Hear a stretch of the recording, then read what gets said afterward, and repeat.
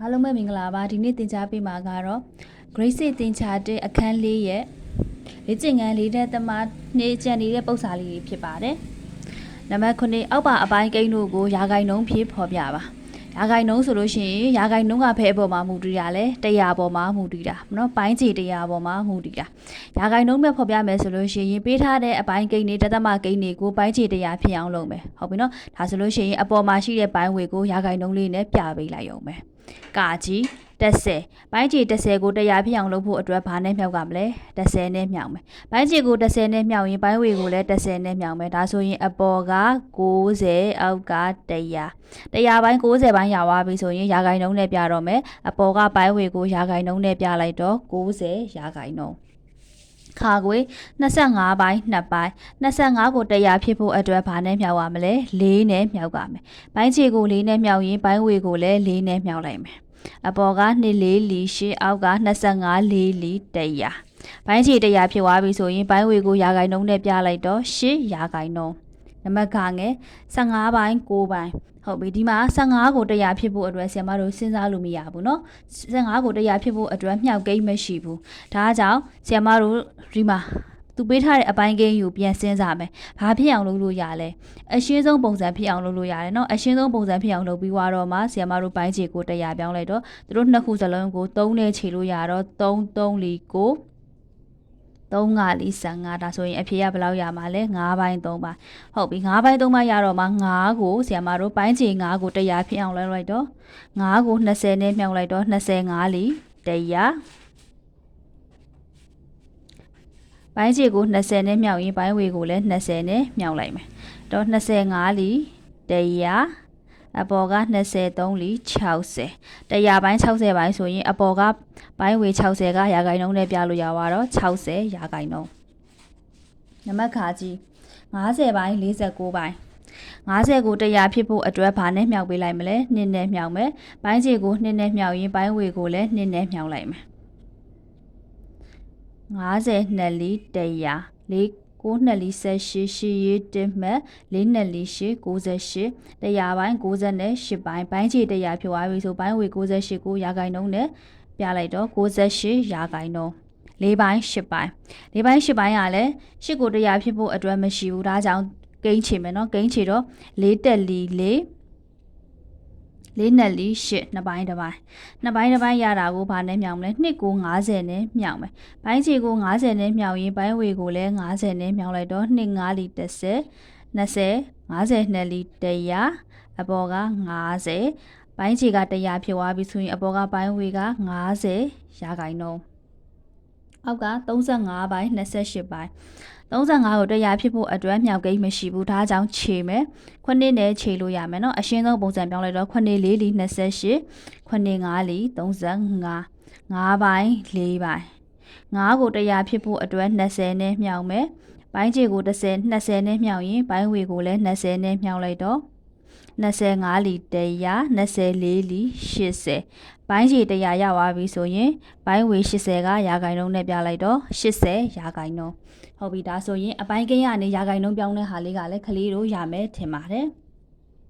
နံပါတ်8ပန်းချံတစ်ခုတွင်ရှိသည့်ပန်းပွင့်များ68ရာဂိုင်နှုန်းသည်နှင်းစီပွင့်များဖြစ်ကြလျက်ထိုရာဂိုင်နှုန်းကိုအပိုင်းကိန်းဖြင့်ဖော်ပြပါဟုတ်ပြီဒါဆိုလို့ရှိရင် तू ကဒီမှာရာဂိုင်နှုန်းနဲ့ပေးထားပြီးတော့အပိုင်းကိန်းနဲ့ဖော်ပြတယ်ရာဂိုင်နှုန်းဆိုတာကပိုင်းခြေဘက်အပေါ်မှာမူတည်တာလဲ100ပေါ်မှာမူတည်တာကလေးတို့က68ရာဂိုင်နှုန်းလို့ပေးထားတယ်ဆိုလို့ရှိရင်100ပိုင်း68ပိုင်းဆိုတာကိုသိရမယ်နော်အပြန်အလှန်ပဲ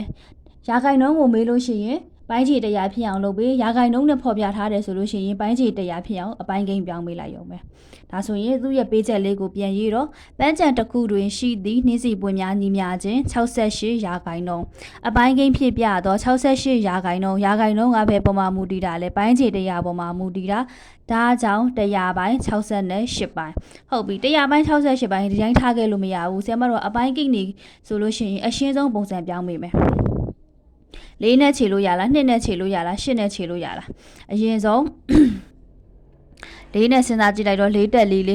28ရတယ်နော်သူက68က4နဲ့ခြေလို့ရလိုက်တော့4တက်4 4တက်4ဆိုတော့6ထဲက4ကိုနှုံး2ကျန်28 4 9 28 လေးနှစ်လီရှစ်နှစ်ကျန်တဲ့3ညဆိုလိုက်ကြော4 5လီ20ဘယ်နှပိုင်းရမလဲ25ပိုင်း18ပိုင်းအဖြေပြန်ထိုးတော့နှင်းစီပွင့်များသည်ပန်းပွင့်များဤ25ပိုင်း18ပိုင်းဖြစ်သည်နောက်ထပ်နံပါတ်1ခုကိုတွားရအောင်နံပါတ်9တစ်ပင်ပေါ်တွင်နားနေကြသည့်ငှက်များအနက်85ရာခိုင်နှုန်းသည်ဇရက်များဖြစ်ကြလျင်ထိုရာခိုင်နှုန်းကိုအပိုင်းကိန်းဖြည့်ပြပါအဲ့တော့သူပေးထားတဲ့ပေးချက်လေးကိုရေးလိုက်တော့တစ်ပင်ပေါ်ရှိဇရက်များရာခိုင်နှုန်း85ရာခိုင်နှုန်း85ရာခိုင်နှုန်းကိုအပိုင်းကိန်းပြောင်းလိုက်မယ်ရာခိုင်နှုန်းနဲ့ပေးထားတယ်ဆိုလို့ရှိရင်ပိုင်းခြေ100ပေါ်မှာမူတည်တယ်အပိုင်းကိန်းဖြည့်ပြတော့100ပိုင်း85ပိုင်း100ပိုင်း85ပိုင်းကိုကိန်းခြေလိုက်တော့25နဲ့ခြေလို့ရတယ်နော်25 3လီ85 25 4လီ100 4ပိုင်း3ပိုင်းအဖြေပြန်ထိုးတော့ဇရက်များသည်တစ်ပင်ပေါ်ရှိငှက်အားလုံးဤ4ပိုင်း3ပိုင်းဖြစ်သည်နံပါတ်10ကားအစီး50ရှိသည့်အနက်အစီး20သည်အနီရောင်ဖြစ်လျင်ရာခိုင်နှုန်းမီများသည်အနီရောင်ကားများဖြစ်သည်နီသူကစုစုပေါင်းကိုပေးထားတယ်စုစုပေါင်းရှိတာက50အနီရောင်အရေအတွက်က20ဘာနဲ့ဖော်ပြရမှာလဲရာခိုင်နှုန်းနဲ့ဖော်ပြရမှာအရင်ဆုံးအပိုင်းကိန်းပြောင်းကြည့်ရအောင်တို့တယ်ရှိတော့က50အနီရောင်ကားအရေအတွက်20အနီရောင်ကား၏ရာခိုင်နှုန်းကိုဖော်ပြမယ်ဆိုရင်ရာခိုင်နှုန်းမဖော်ပြခင်အပိုင်းကိန်းနဲ့အရင်ဆုံးဖော်ပြမယ်နော်စုစုပေါင်းရှိတယ်50မှာမှသူက20ပဲရှိတာကျွန်တော်တို့ရှေ့ရပုံစံလိုမျိုးစုစုပေါင်း e 20အဲ့တော့စုစုပေါင်း e အနီရောင်က20ဆိုတော့အတွက်စုစုပေါင်းက50အနီရောင်က20သူ့ကိုရာခိုင်နှုန်းဖြစ်ဖို့အတွက်ပိုင်းခြေပါဖြစ်အောင်လုပ်ပေးရမလဲဟုတ်တယ်ရာခိုင်နှုန်းဆိုတာကပိုင်းခြေ100ပေါ်မှာမူတည်တာဆိုတော့အတွက်ပိုင်းခြေ100ဖြစ်အောင်လုပ်ပေးပဲ50ကို2နဲ့မြောက်ရင်100ဖြစ်မယ်ပိုင်းခြေကို2နဲ့မြောက်ရင်ပိုင်းဝေကိုလည်း2နဲ့မြောက်လိုက်တော့ဘယ်လောက်ရပါမလဲပိုင်းခြေက120 2လီ40ဒါဆိုရင်ဘယ်လောက်ရာခိုင်နှုန်းဖြစ်သွားပြီလဲ40ရာခိုင်နှုန်းအဲ့တော့အဖြေထိုးလိုက်တော့အနီရောင်ကားရာခိုင်နှုန်းညီမျှခြင်း40ရာခိုင်နှုန်းဟုတ်ပြီနံပါတ်7ကိုဆက်ကြည့်ရအောင်အောက်ပါတို့ကိုရှာပါ80 10ရာခိုင်နှုန်း80 10ရာခိုင်နှုန်းကိုအပိုင်းကိန်းနဲ့ပြမယ်ဆိုလို့ရှိရင်ရာခိုင်နှုန်းကိုဆရာမတို့ကအပိုင်းကိန်းပြောင်းမိမယ်10ရာခိုင်နှုန်းဆိုတာက100ပိုင်း10ပိုင်းသူ့ကိုအရှင်းဆုံးပုံစံပြလိုက်တော့10တလီ10 10 10လီ100 10ပိုင်း1ပိုင်း80ရာခိုင်နှုန်းဤ80 10ရာခိုင်နှုန်းညီမျှခြင်း80 10ရာခိုင်နှုန်းမှာအပိုင်းကိန်းထည့်လိုက်တော့10ပိုင်း1ပိုင်းနောက်တစ်ချောင်းဤနေရာမှာအမြောက်ပြောင်းလိုက်တော့80အမြောက်10 10တလီ10 10 9လီ80ဒါကြောင့်အဖြေကဘယ်လောက်ရမှာလဲ9နံပါတ်ခါခွေ50ဤ60ရာခိုင်နှုန်း60ရာခိုင်နှုန်းကိုရင်းရှာမယ်60ရာခိုင်နှုန်းဆိုတာက100ပိုင်း6ပိုင်းအဲ့တော့နောက်က3ညနှလုံးခြေလိုက်တော့ဘာကြံမလဲ6နဲ့10နဲ့ပဲကြံမယ်10ပိုင်း6ပိုင်း2နဲ့ထပ်ခြေတော့2 3လီ6 2 5လီ10 5ပိုင်း3ပိုင်း50ဤ60ရာခိုင်နှုန်းညီမျှခြင်း50ဤ60ရာခိုင်နှုန်းဆိုတာက5ပိုင်း3ပိုင်းကိုထည့်လိုက်မယ်ဟုတ်ပြီ50ဤ5ပိုင်း3ပိုင်းဤနေရာမှာအမြောက်ထည့်လိုက်မယ်နော်ကိန်းခြေလို့ရတယ်ခြေမယ်ဆိုတော့9တက်လီ9 50လီ50 13လီ30ဒါကြောင့်အဖြေဘယ်လောက်ရမှာလဲအဖြေက30နံပါတ်ခါငယ်ကိုကြည့်ရအောင်36ဤ25ရာခိုင်နှုန်း25ရာခိုင်နှုန်းကိုအပိုင်းကိန်းပြောင်းလိုက်တော့25ဆိုတာက100ပိုင်း25ပိုင်းကိန်းခြေတော့25တက်လီ25 25 4လီ100 4ပိုင်း1ပိုင်း36ဤ25ရာခိုင်နှုန်းညီမျှခြင်း36ဤ4ပိုင်း1ပိုင်း36အမြောက်4ပိုင်း1ပိုင်းကိန်းခြေလိုက်တော့4တက်လီ4 4 9လီ36 45ဤ20ရာခိုင်နှုန်း20ရာခိုင်နှုန်းညီမျှခြင်း100ပိုင်း20ပိုင်း20တက်လီ20 25လီ100 5ပိုင်း1ပိုင်း45ဤ25ရာခိုင်နှုန်းညီမျှခြင်း45ဤ5ပိုင်း1ပိုင်း45အမြောက်5ပိုင်း1ပိုင်း5နဲ့45နဲ့ခြေတော့5တက်လီ5 9 9လီ45အဖြေဘယ်လောက်ရမှာလဲ9နံပါတ်5 28ဤ85ရာခိုင်နှုန်း85ရာခိုင်နှုန်းညီမျှခြင်း100ပိုင်း85ပိုင်းသူတို့နှစ်ခုကိုခြေလိုက်တော့25 3လီ85 25 4လီ100 4ပိုင်း3ပိုင်း28ဤ85ရာခိုင်နှုန်းညီမျှခြင်း28ဤ4ပိုင်း3ပိုင်း28အမြောက်4ပိုင်း3ပိုင်း4တက်လီ4 4 9လီ28အပေါ်ပိုင်းဝေချင်းချင်းဖြောင်းလိုက်တော့9 3လီ21 15ဤ80ရာခိုင်နှုန်း80ရာခိုင်နှုန်းညီမျှခြင်း100ပိုင်း80ပိုင်း3နဲ့3နဲ့ခြေမယ်2 4လီ8 2 5လီ10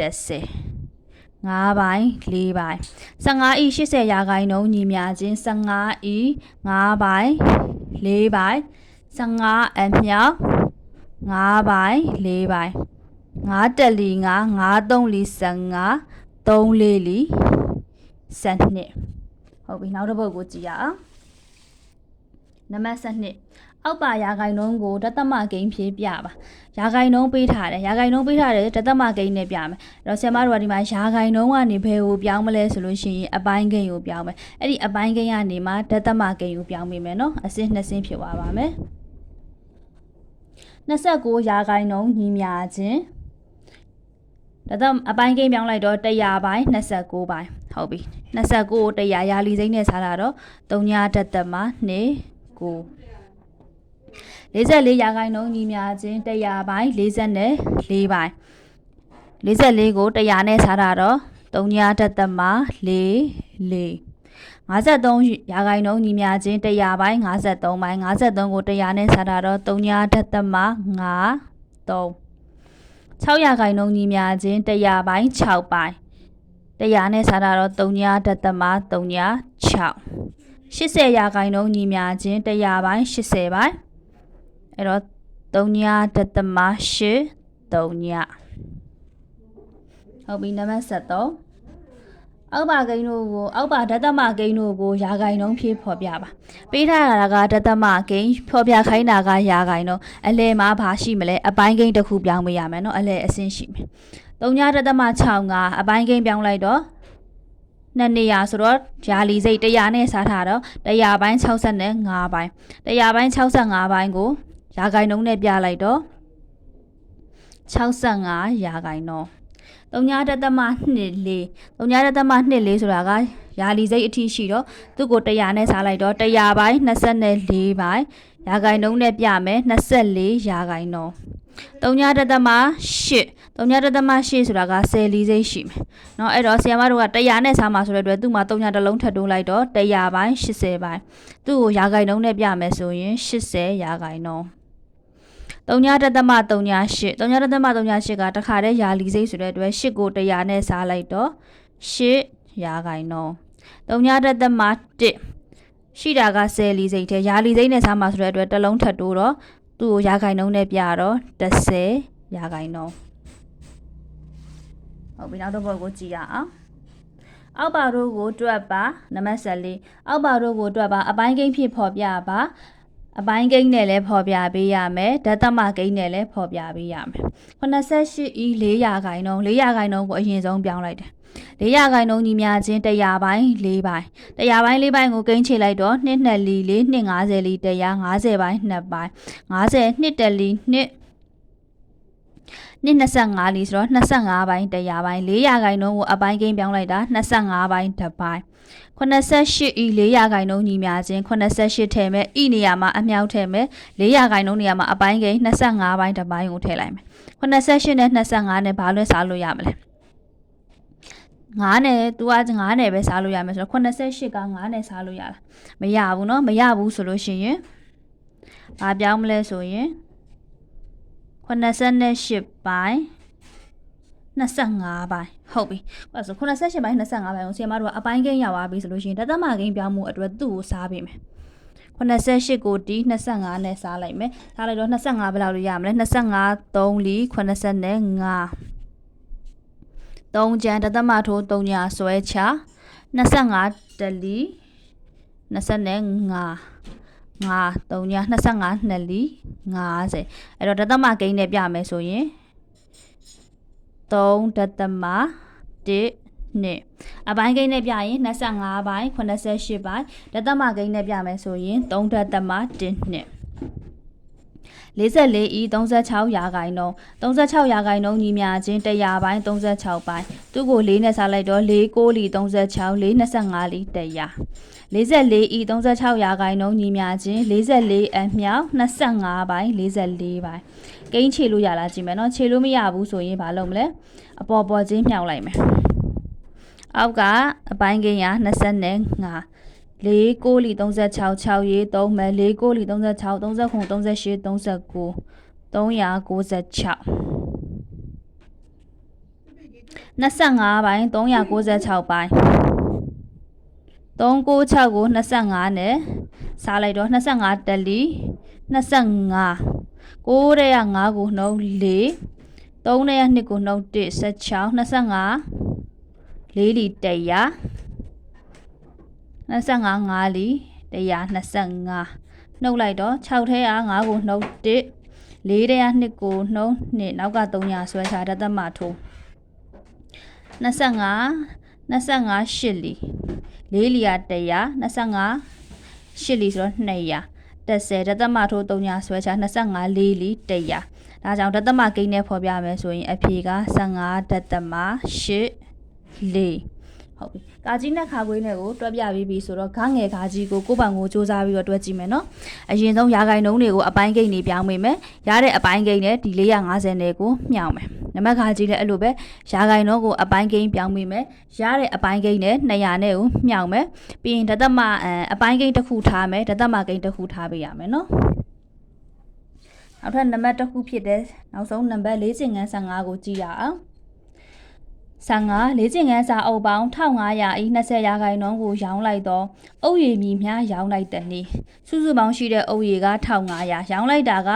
1500ဤ20ရာခိုင်နှုန်းသူကလိုချင်တာကအုပ်ရည်ကိုလိုချင်တာနော်ရောင်းလိုက်ရတဲ့အုပ်ရည်ဒါဆိုရင်ရှိသောစာအုပ်ပေါင်း1500ရောင်းလိုက်သောစာအုပ်ညီမျှခြင်း1500ဤ20ရာခိုင်နှုန်း20ရာခိုင်နှုန်းကိုအပိုင်းကိန်းဖွဲ့တော့20ရာခိုင်နှုန်းဆိုတော့ရာခိုင်နှုန်းဆိုတာက